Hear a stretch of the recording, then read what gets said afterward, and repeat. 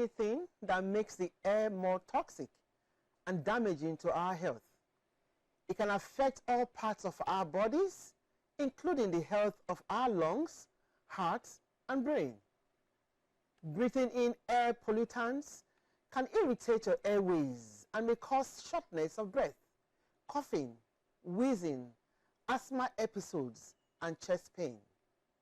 Exposure to air pollution puts you at risk of lung cancer, heart attacks, stroke, and in extreme cases, premature death.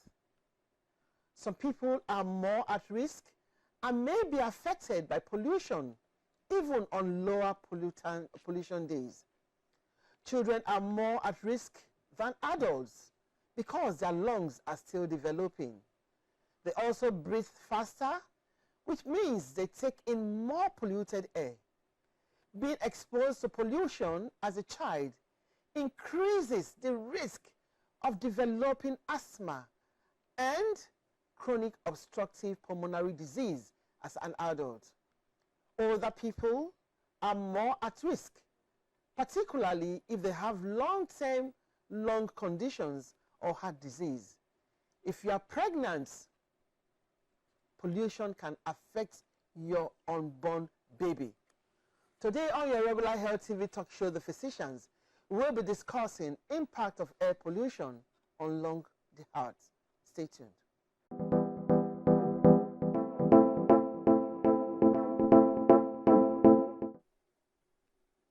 It's another day with The Physicians, where your health is our business. My name is Dr. Martina Agbere, your regular anchor on this program. We'll be discussing impact of air pollution on lung health. As usual, I'm not alone. I'm here with my very beautiful, elegant, cerebral doctor. Memuna Yusuf Kadran. Of course, welcome to your favorite Health TV talk show, The Physicians, where your health is our business. Impact of air pollution on lung health. Very important discussion as it is right now. Pollution everywhere, but when it comes to air pollution, it's something that is so significant because now there are things that you just inhale without even having control over it. And you know, you made a statement when you were introducing the topic regarding pregnant women. And when it comes to air pollution, so you said something about autism. Yes. So we've seen studies over time because you know autism is a neurodevelopmental disorder, and so sometimes you find out that people will come afterwards, and then when we give them the diagnosis that their child have autism, they start reflecting back. Like, is it what I ate? Is it because of my diet? And of course, let's not take away the spiritual village people thing. Some people, in fact, I've had a case in point where the lady said, oh, it was the place I stepped over something, and I think that is the reason why. Someone even started blaming her mother-in-law. But with time and with studies, we are now even seeing that air pollution is also, it has a significant role. So women that are pregnant, that are exposed to air pollution, that will live close to where there's more air pollution, they are more at risk. It actually calls for concern now that you are saying this, because you see that there are some areas where you have more pollution than others. Yeah. Even some states that you have more air pollution. Yes. Well, you don't even have control, because you try yourself to. You can't be in-house all day. You must go out. Even in traffic. Even in traffic. Traffic is even the worst. Because you may be inside AC, but what if your AC regulator or something is not, and then it still brings in the polluted air? A lot of things can actually be responsible for polluting the air. A lot. Even gas flaring, all those other things, industrialized. And in Lagos, it's highly industrialized, and some states are more industrialized than other states. All that can also bring a lot of. So you can imagine, you can imagine a country where you are highly overpopulated, and then you have a lot of traffic, you have a lot of gas flaring. You can say that again. But there was a place I went to in Lagos. I'm not going to mention the name. They were so proud to tell me that the air in their environment is the cleanest air in Nigeria. Are you serious? I'm serious. Like, how do they measure that? They say, I think, is it WHO or something, an organization that came and place something. When they told you the place, did you try to imagine or visualize what probably would have been responsible? So I think it's like it's a resort kind of. Are you serious? Yes, greening. There are a lot of a lot of greening in that environment. And when he said so, I had to be intentional to now, like, okay, the air I'm breathing in, is it really clean? Is it fresh? And truly, so people even come there, sit down, have picnics. It's a very lovely place, and it's somewhere in Lagos. In Lagos here. So I'm not like, how can you say Lagos with air pollution and your own, this environment is very clean? Well, what we're going to be talking about is the impact on lung health. Impact on lung health. Yeah. Well, we have our guest. Exactly. Very, very intelligent professional. Exactly. That's our field. So when we come back, we'll discuss that. So don't go, we'll be back after the short break to discuss impact of air pollution on lung health. Stay tuned. Every day and in every way, enjoy that I find support. No matter the role you play, nutrient pack supplements for you and me. In your body, Darabite Nutritional Supplement is loaded with essential multivitamins, minerals, and natural ingredients that helps you to be at your best. Darabite from LB Pharma. Darabite. Love yourself. Welcome back. If you have just joined us here on your regular Health TV talk show, The Physicians, where your health is our business.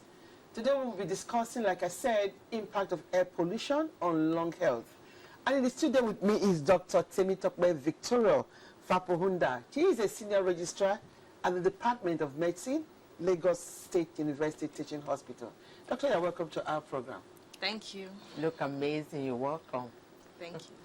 Well, we're talking about the impact of air pollution on lung health. So let's start with, what is air pollution? Air pollution is simply polluted air. So we refer to when the air is contaminated with pollutants. Now, pollutants can be any gas, chemical substance. It could be a physical substance. It could be a biologic substance like germs. So when we have these things at levels that could be harmful to health, then that's air pollution. So air pollution could be, most times, the pollutants are actually man-made. So they occur from activities, our human activities. Although there could be a few occasions when it's natural, like when we have volcanic eruptions in some parts of the world. But mostly air pollution is as a result of our regular human activities. So air pollution could be indoor or outdoor. That's a way of classifying. Or we can say from mobile sources and stationary sources. So for indoor, because most times when we think of air pollution, we think outside of our homes, we think of industrial plants that have big machines, big engines. We think of generators peculiar to our own environments. Then also in some parts of the country where there's gas flaring, where there's crude oil exploration, and then of course in some parts as well where they probably have to do burn the forest or bush when it's planting season. So those are some outdoor air pollutants, but very, very peculiar to some places, especially Lagos and some other traffic congested places. So there's traffic associated air pollution that we call TRAP. It's actually labeled, and it's very, very relevant, especially in Lagos. So it's been found to be, so there are three major sources of outdoor air pollution in Lagos. So we have the traffic related, we have industrial companies, and then we have our generators. So those are the three main sources outdoors. Now indoors now, mostly as a result of the kind of fuel we use to cook. So if we have homes where they still use coal or kerosene stove or firewood, sawdust, usually when these fuels are, the combustion process usually releases a lot of pollutants into the home. Then even things like our air conditioners, when they are not well serviced, so they could accumulate dust, mold in the filter, in the vents, and then as it's blowing air, it's actually blowing air contaminated with some agents. Then our regular aerosols, like our insecticides, perfumes in some people that have sensitive airways that could contribute to air pollution. Okay. And let's not forget smoking. So when we have households where there's somebody smoking in the house, then that is a source of indoor air pollution. This is quite Lagos. Okay, I want to actually know more about this, okay? What actually do they use as a guide to knowing, okay, this is where we need to monitor? Or is this just areas that are for the bourgeois or in rural communities? Do they also do that? Or what are the indicators? What are the things that we say, okay, we need to go and put this monitor in this particular area? For instance, Agege or Lekki or Songotedo. So it actually depends on resources. So, and mostly they are for surveillance purposes. Yes. And sometimes diplomatic. So, for instance, the first air quality monitors in Lagos, I think they were at the US Embassy, because they were the first ones to bring it, and for diplomatic reasons, to be able to warn their citizens when there's harmful air around.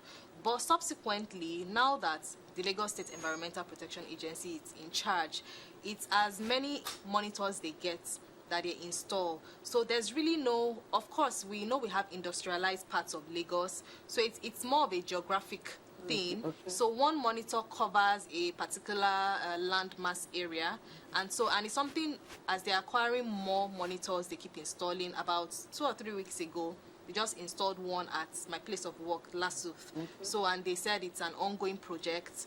They, as much as possible, the goal is for at least each local government to have an air quality monitor so that you can see it on a map and see the AQIs for different places. And there are satellite monitors too as well. So even people outside Nigeria, they're able to get the air quality within Nigeria, because some of these air quality monitors that are stationed very high are able to gather the data using some sensors. Okay. So we're rejoicing that we have something that is encouraging, knowing that we have such equipment and actually monitoring. Yeah. So at least if there's a challenge somewhere, they'll be able to do something about it. But why they are doing that? What are the effects of air pollution on health? I think before we go there, let us talk about these generator fumes and why it causes death, because it's a common occurrence, and so that can educate our one audience. of the harmful pollutants, it's carbon monoxide. Now, carbon monoxide is a byproduct of combustion of fossil fuels. So in our environment, generators, vehicles, diesel, petrol. So usually, initially, when we have the small generator, the I better pass my neighbor, that's, because of security and all, you might want to keep it on the corridor, within the house, with poor ventilation. So this carbon monoxide is an odorless, colorless gas. So you don't smell anything, you can't see anything, you don't feel anything. And usually, these generators are put on overnight to power the fans and all, and then the family goes to sleep and they're slowly inhaling the carbon monoxide. So most times when we hear reports of a whole family went to bed and then they found them dead, usually it may be related to the carbon monoxide inhalation from generator, which is why at least now there's been a lot of publicity. Everybody knows that they're not meant to keep their generator indoors. So it's the fact that before we go on break, right? The fact that one very important thing that you said about carbon monoxide, that is actually odorless. Yes. That is actually the danger. Because most people will believe because it is odorless, there's no smell, it's safe. So I think that is the reason why the and just to mention that it is the chronic, long-term acute exposure that leads to death. There are some people that are exposed low key, not so much exposure, but it's been shown to affect the brain, especially. It can be causing migraines, persistent headache, poor in children, poor performance in school, where because of the low grade exposure. So they are actually CO monitors. Dr. Temitope, it's getting very interesting. We need to keep a date with the physicians. Let's hear what they have to say. Let's hear from you. Are you one of those that usually will put your gen in the house? Have you heard or seen anyone or a family pass out as a result of this gene in the house. Then how about your location? What do you have to say about the air quality in traffic, the fumes from those buses? What do you have to say about it? Let's hear from you. What is your own take? We'll be back after this short break.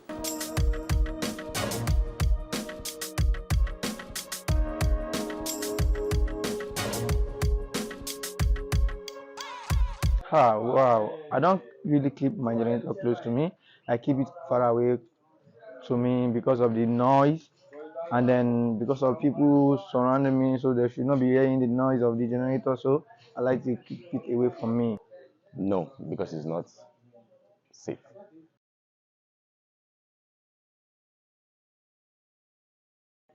I don't really know much about that because people have not died with that situation, but I know it affects a lot. So that's for that. Yeah, the fumes are both dangerous. The fumes you have when it is on, that's emission of CO2, right? And then the fumes it has when it's not on, and then you keep it inside your house. It emits CO, which is more dangerous and more acidic to health than any other.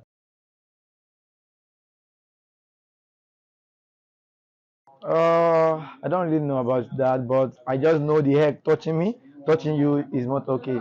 I think the general air quality in Lagos has been affected. Yeah, I think it has been affected because of the large number of air pollutions. You know, through the burning of generators, the smoke, firewood, a lot of stuff. So I think really it's contaminated. But we're Nigerians. Who are we? We're Nigerians. We always survive. Every day and in every way, enjoy that I find support. No matter the role you play, nutrient pack supplement for you and me. In your body, that I fight you. Darvite nutritional supplement is loaded with essential multivitamins, minerals, and natural ingredients that helps you to be at your best. Darvite from LB Pharma. Darvite. Love yourself. Okay. Welcome back. If you have just joined us here on your regular Health TV talk show, The Physicians, where your health is our business. We've been discussing the impact of air pollution on lung health. And in the studio, Dr. Temitope Victoria of Fapohunda, a senior registrar at the Department of Medicine, Lagos State University Teaching Hospital, has been doing justice to just that. She actually has informed and enlightened us that even in Lagos State we have the equipment positioned in different places to be able to monitor the air pollution. That is actually very delightful. It's nice to hear that kind of information. And she also told us about the risk, why people actually die from air pollution, especially those that use the small gen sets known as habitat by neighbor. They put it in the house, and because the gas, the pollution that comes out from it, the fume, is actually odorless. So people take it for granted, and next thing you hear, 5, 6, a family of 6 gone as a result of this harmful practice. So I want to continue, Dr. Fapohunda. I hope I'm actually right. And then before we went to break, you already told us about this Jane said, the impact and all those ones. Now let's talk about the effects of air pollution on our health. Okay, so there are 3 major organ systems that air pollution really targets. Of course, the first is the lungs, because I mean that is the source. All the polluted air goes into the lungs. And then we have the heart and the brain from a lot of studies. So focusing on the lungs in particular, so constant exposure to air pollution causes low-grade inflammation in the airways. So first of all, people that already have some impairment in their lung function because of a chronic lung problem like asthma. Asthma is very common. It affects children, adults, all ages. Then COPD. So in people that already have these conditions, when they're exposed to air pollution, it makes them have worsening of their health condition. Now, in some studies have suggested that it is actually a risk. Now, all over the world, the most important risk factor for COPD is chronic obstructive pulmonary disease, is tobacco smoking. However, studies have shown that in low and middle income countries like Nigeria, the most important risk factor is air pollution, especially in women, because women spend a lot of time in the kitchen, and in our day-to-day practice, most females that have COPD usually have been involved in occupations like catering, baking, or they did a lot of cooking with firewood, coal. So it tells you that in our own environment, air pollution is very, very important as a risk for a chronic lung disease. Now, talking about lung infection, pneumonia, World Pneumonia Day was this November. So we talk about the under 5s and the elderly. These people, in children, their lungs is still developing. It has not fully developed. Now, when they are exposed to air pollution, it increases their risk of having pneumonia. It also impairs the development of their lung function. So later, they may start having early signs of lung aging when they're in the middle age. It could be a risk, maybe when they were children, they were exposed to a lot of air pollution. And then for the elderly, because as we age, our immune system is not as efficient as it used to be. So when you have elderly people exposed to air pollution, it could be a risk to them having pneumonias as well. And then still on the lungs, studies have shown that air pollution is a risk for lung cancer. Wow, time is always not enough. My director has been calling and asking random. But I'm sure we'll still invite you again. We'll definitely bring you back again. Anything that has to do with lungs, it wasn't easy getting you. But with this opportunity, I will just want to appeal that when we call again, you'll be able to answer us. So we'll talk about another health condition, maybe asthma, one that is closely related to the lungs. So we can see the link between air pollution and asthma. Thank you so much, Doctor, for coming on our program. We really appreciate you. And we have learned a whole lot from what you have just told us. I'm sure our viewers out there are actually very happy to have been part of today's episode. So everyone, I just want to say thank you for being part of today's episode. And I'm sure you actually benefited from what Doctor just told us. Please ensure that if you can even get the portable instrument to measure the air pollution in your house, is advisable if you can afford it. Yes, why not? And that is within your control, you can do that. Then our government, we have just talked about it also, a legislation should be made. Let us be able to look at all those vehicles that are actually responsible for giving us some of these health conditions that we see. A lot of the buses that you see around, you begin to wonder, how are these ones still being able to move? Let us see what can be done about it. Government should please help every other one who is like a helpless person. And for industries that are within us, I'm sure you can do better. Those industries that actually let out a lot of pollutants in the environment. We know what is happening these days in the world. Environmental pollution, the hazards. So same time next week, remember to call your neighbors again to follow us on our regular program, The Physicians. My name is Dr. Martina Agberian. Thank you very much, Dr. Temitope. This is awesome, and thank you very much again and again, because it is a topic that we can't, talk less about. And to all our viewers, you've all heard what she has said. Please do the needful. It's not one person's job for the preventive measures. It takes the whole village. It takes each and every one of us to make sure that we have good quality air we're breathing. Kindly follow us on all our various social media platforms, Twitter or X Space, Trend, and of course Facebook, Instagram, LinkedIn. And if you want to do something very useful for yourself for any weekend, binge on our YouTube episodes. We have over 200 videos there that will educate you, quality health information, no misinformation, no disinformation, but the right source of information. And of course, till next time, my name remains Dr. Memuna Yusuf Kadri. Stay blessed.